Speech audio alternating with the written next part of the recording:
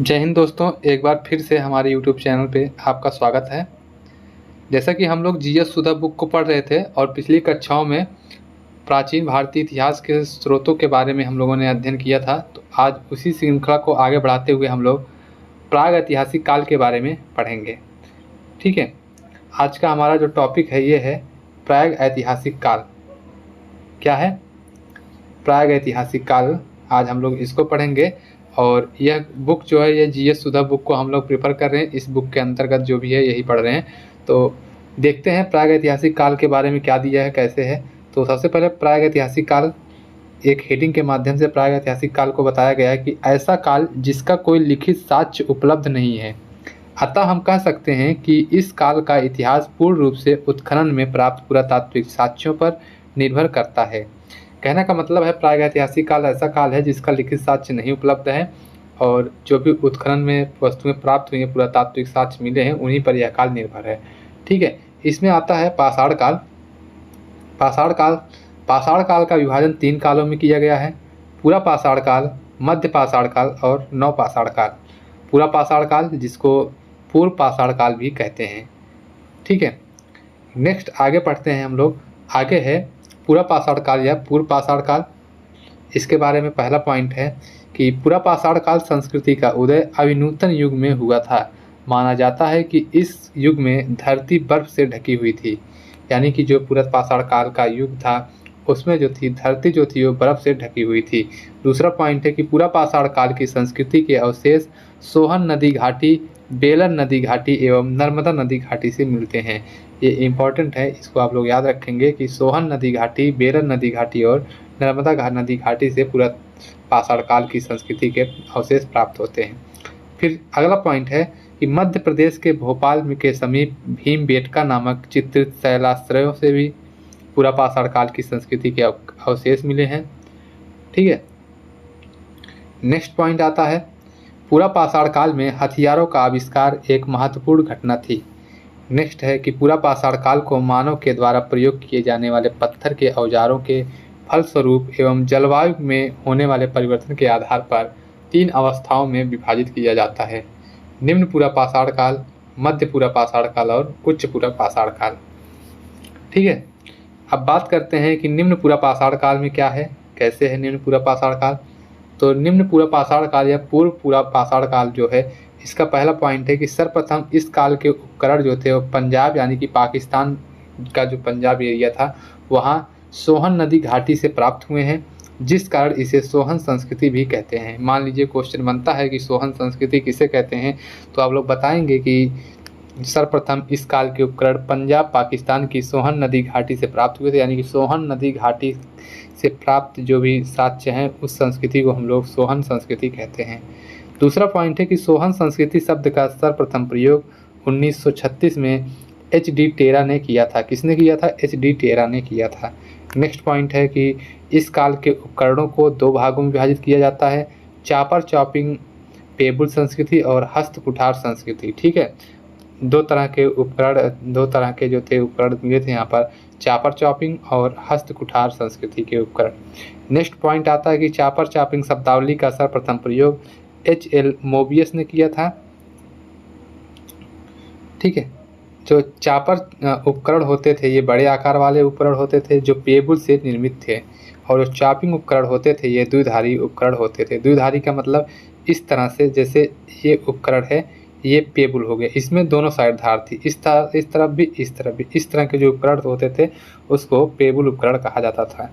ठीक है, next point आता है कि हस्त कुठार संस्कृति को मद्रासी संस्कृति भी कहते हैं।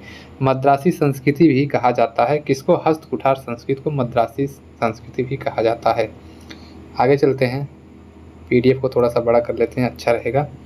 नेक्स्ट है कि सर्वप्रथम हस्त कुठार संस्कृति के उपकरण पल्वरम मद्रास से रॉबर्ट ब्रूस फूट ने प्राप्त किए थे। किसने प्राप्त किए थे? रॉबर्ट ब्रूस फूट ने प्राप्त किए थे। नेक्स्ट है सोहन संस्कृति एवं मद्रास संस्कृति के इकट्ठे मिलने के प्रमाण जो है वो चित्तौड़गढ़ राजस्थान से मिले हैं। ठीक है, इस तरह से पूरा पाषाण काल का जो पूरा पाषाण काल था उसको हम लोगों ने पढ़ा। निम्न पूरा पाषाण काल या पूर्व पूरा पाषाण काल के प्रमुख स्तर निम्नलिखित हैं। इसको इस तरह से देख सकते हैं।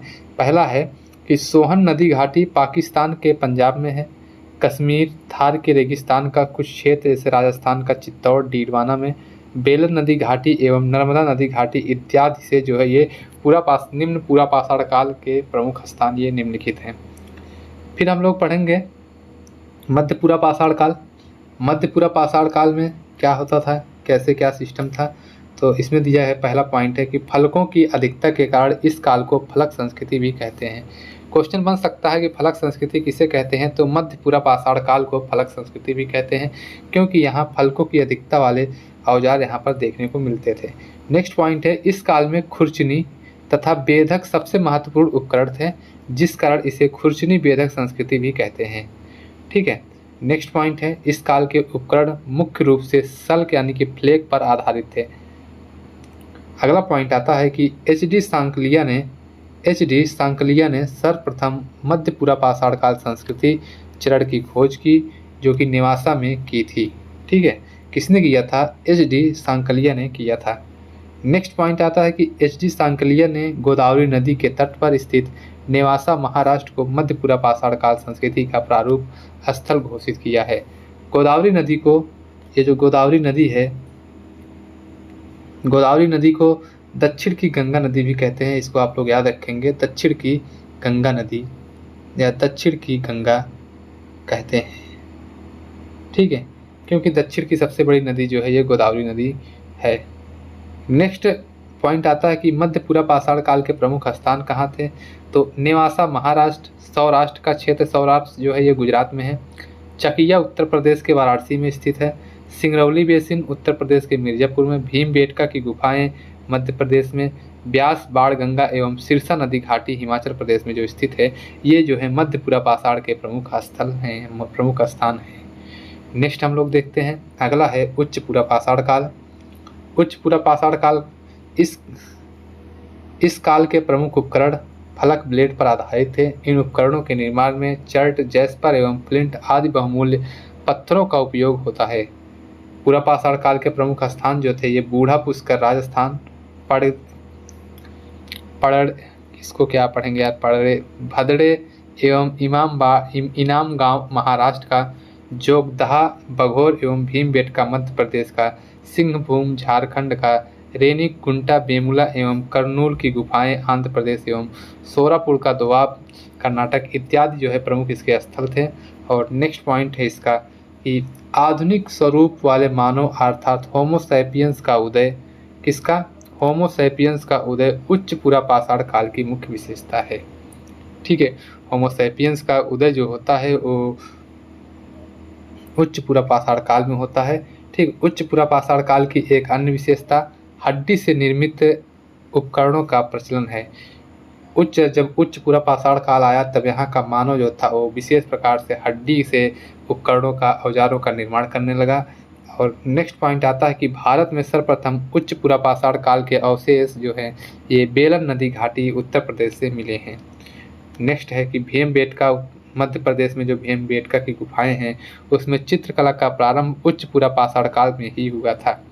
क्वेश्चन बन सकता है कि भीमबेटका में चित्रकला का प्रारंभ किस काल से हुआ था, तो उच्च पूरा पाषाण काल, आप इसका जवाब देंगे। अब ये तो हम लोगों ने पूरा पाषाण काल में पढ़ा था। पूरा पाषाण काल में 3 काल, निम्न पूरा पाषाण काल, मध्य पूरा पाषाण काल और उच्च पूरा पाषाण काल, 3 काल उसमें पढ़ा था। अब हम लोग सेकंड आएंगे मध्य पाषाण काल। ये पूरा पाषाण काल नहीं, ये मध्य पाषाण काल है। इसके बारे में हम लोग पढ़ेंगे। इसका पहला पॉइंट है कि भारत में मध्य पाषाण काल होलोसिन युग के साथ प्रारंभ हुआ था। दूसरा पॉइंट है कि मध्य पाषाण काल के उपकरण अत्यंत छोटे होते थे, जिस कारण इन्हें माइक्रोलिथिक कहा जा गया था। माइक्रोलिथिक कहा गया है, यानी कि क्वेश्चन बनता है माइक्रोलिथिक किसे कहते हैं, तो माइक्रोलिथिक जो है ये पूरा मध्य पाषाण काल को कहते हैं। नेक्स्ट पॉइंट आता है कि भारत में सर्वप्रथम मध्य पाषाण काल के उपकरणों की खोज किसने की थी? CL कार्लाइल ने सर्वप्रथम विंध्य के क्षेत्र से की थी। कहाँ से की थी? विंध्य के क्षेत्र से की थी। नेक्स्ट पॉइंट है कि मध्य पाषाण काल के उपकरण चैल्सडोनी से निर्मित हैं तथा औजार बनाने की तकनीकी जो थी फ्लूटिंग कहलाती है। क्या कहलाती है? फ्लूटिंग कहलाती है। इस तरह से आगे बढ़ेंगे। नेक्स्ट है मध्य पाषाण काल के प्रमुख केंद्र बेलन नदी घाटी उत्तर प्रदेश, नेवासा महाराष्ट्र, सोन नदी घाटी मध्य प्रदेश एवं कृष्णा घाटी कर्नाटक इत्यादि जगह पर इसके स्थल जो प्रमुख केंद्र हैं ये प्राप्त होते हैं। नेक्स्ट पॉइंट है कि मध्य पाषाण काल के लोगों ने सर्वप्रथम कुत्ते को अपना पालतू पशु बनाया था। क्वेश्चन बनता है कि सर्वप्रथम लोगों ने किसको पालतू पशु बनाया, तो कुत्ते को अपना पहला पालतू पशु बनाया। इन्होंने सबसे पहले जो मानव थे, आदि मानव थे, वो सबसे पहले कुत्ते को अपना पशु पालतू बनाना सीखे। ठीक है। नेक्स्ट पॉइंट आता है कि बागौर जो है ये भीलवाड़ा राजस्थान एवं आदमगढ़ होशंगाबाद मध्य प्रदेश से पशुपालन के प्राचीनतम साक्ष्य प्राप्त हुए थे। ठीक है। इस तरह से हम लोग आगे बढ़ेंगे। आप लोग को समझ में आ रहा होगा। आपको बता दूं कि ये वीडियो मैं जो है 12 बजे रात को बना रहा हूँ और फ़ैन बंद करके, ताकि आवाज़ की क्वालिटी अच्छी रहे। आप लोगों के लिए इतना मेहनत किया जा रहा है, आप लोग वीडियो पर लाइक नहीं करते हैं, वीडियो को यहाँ तक पूरा देखते भी नहीं हैं, तो कृपा करके वीडियो को पूरा देखिए और लाइक कीजिए ताकि हौसला मिले। ठीक है। नेक्स्ट आता है कि मध्य प्रदेश में स्थित भीमबेटका की गुफाओं से मध्य पाषाण काल के उपकरण प्राप्त हुए हैं। फिर अगला मध्य प्रदेश भारत में मानव अस्थि पंजर का सर्वप्रथम अवशेष प्रतापगढ़ उत्तर प्रदेश के महदहा, कहाँ से, महदहा से एवं सराय नाहर राय से प्राप्त हुआ है, जो कि मध्य पाषाण काल का है। कब का है? मध्य पाषाण काल का। नेक्स्ट आता है कि सर्वप्रथम बूचड़ खाने का साक्ष्य जो था ये महदहा उत्तर प्रदेश से प्राप्त हुआ है। कहाँ से? महदहा उत्तर प्रदेश से। फिर नेक्स्ट पॉइंट है कि मध्य पाषाण काल के संदर्भ में हड्डी से निर्मित आभूषण भारत के महदहा उत्तर प्रदेश से प्राप्त हुए हैं। महदहा से क्या क्या प्राप्त हुए हैं? हड्डी से निर्मित आभूषण प्राप्त हुए हैं, सर्वप्रथम भूचड़ खाना प्राप्त हुआ है और यहीं से ही सर्वप्रथम अवशेष भी प्राप्त हुए हैं, अस्थि पंजर प्राप्त हुए हैं।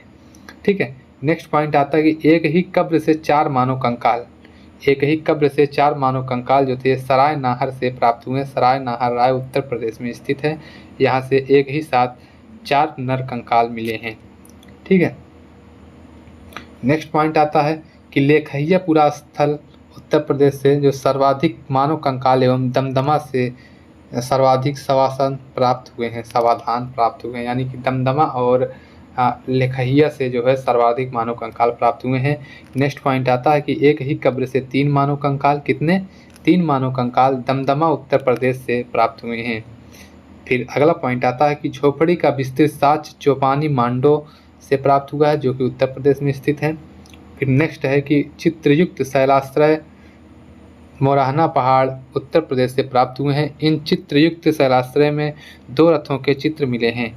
नेक्स्ट पॉइंट आता है कि भारत में मध्य पाषाण काल के सूक्ष्म पाषाण उपकरणों के सर्वोत्तम नमूने लंघनाज गुजरात से प्राप्त हुए हैं। ठीक है। नेक्स्ट है कि लोटेश्वर गुजरात से पशुपालन के साक्ष्य प्राप्त हुए हैं। बीरभानपुर पश्चिम बंगाल से अनेक भू छिद्र गड्ढे प्राप्त हुए हैं।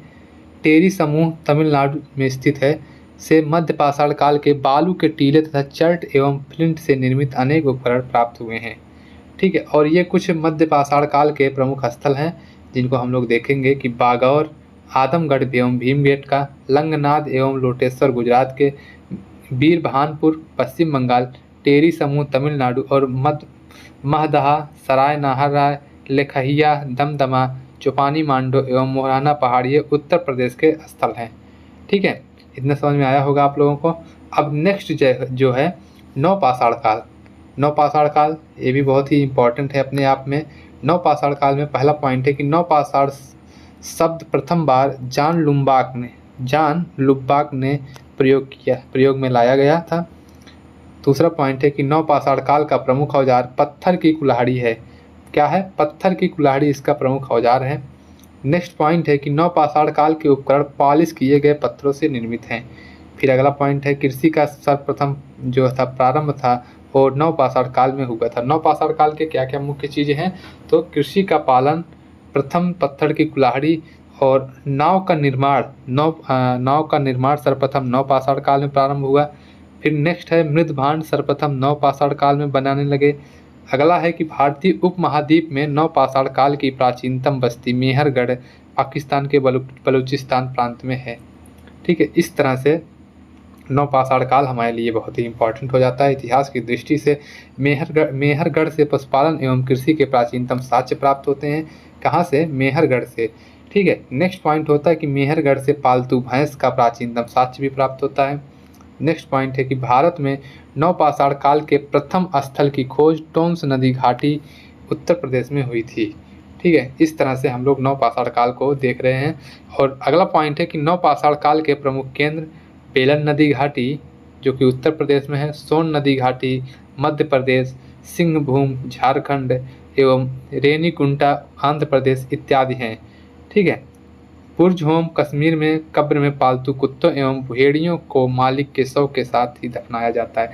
इससे ये प्रमाण मिलता है कि मालिक के साथ उनके पालतू जानवरों को भी दफनाया जाता था।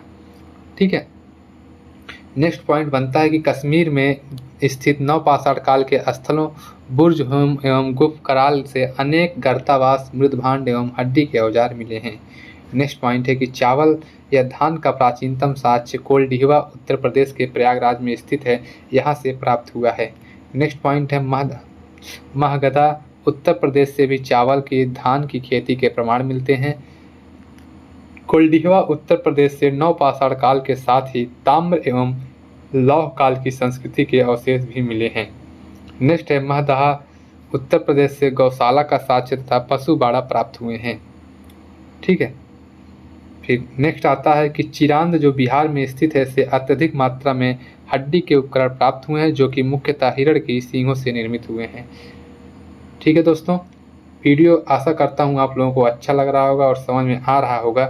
और फिर नेक्स्ट पॉइंट आता है कि दक्षिण भारत में नवपाषाण काल का प्रमुख स्थल बेल्लारी है जो कि कर्नाटक में है। बेल्लारी अनेक नवपाषाण काल के स्थलों संगनकल्लू, बुदिहल, टेक्कलकोट आदि के लिए प्रसिद्ध है। नेक्स्ट पॉइंट है सर्वप्रथम नवपाषाण काल के साक्ष्य दक्षिण भारत के संगलकल्लू एवं नागार्जुनकोंडा से प्राप्त हुए हैं।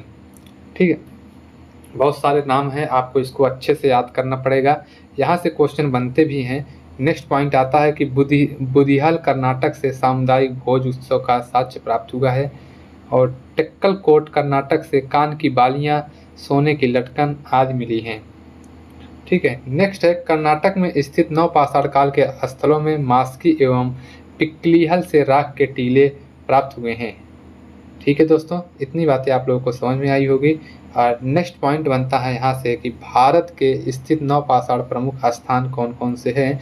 तो बुर्ज होम एवं गुफकराल कश्मीर में, कोलडीहवा एवं महगढ़ा उत्तर प्रदेश में, चिरांद बिहार का, संगनकल्लू एवं पिक्कलीहल कर्नाटक का एवं नागार्जुनकोंडा आंध्र प्रदेश में स्थित है।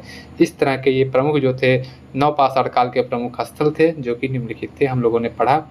अब नेक्स्ट पॉइंट बनता है कुछ महत्वपूर्ण तथ्य जो पूरा पाषाण काल से लेकर नवपाषाण काल तक जो प्रमुख तथ्य हैं, जो महत्वपूर्ण तथ्य हैं जहाँ से क्वेश्चन बनते हैं, उसको एक अलग से कोष्टक में दिया गया, आप लोग इसको समझेंगे।